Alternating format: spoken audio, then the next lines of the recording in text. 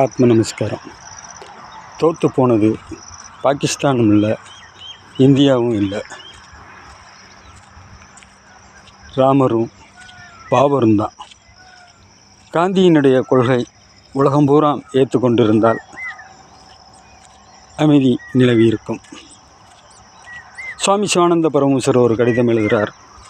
போராட்டம் வேண்டாம், மூச்சை நேராட்டம் பண்ணுங்கள் என்று மகாத்மா காந்திக்கு கடிதம் எழுதுகிறார்.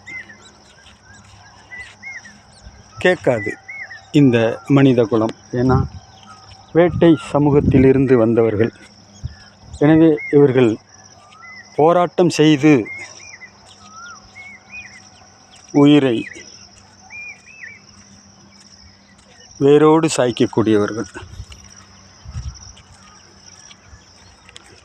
எனவே இந்த மனித குலத்தில் அமைதி நிலவ வேண்டுமென்றால் சுவாமி சிவானந்த பரமஹம்சர் உருவாக்கி வைத்திருக்கிற அந்த சுவாசக்கலை, அதால் மட்டும்தான் இந்த பூமியில் மனித குலத்துக்கு அமைதியை கொண்டு வந்து சேர்க்க முடியும். ஆத்ம நமஸ்காரம்.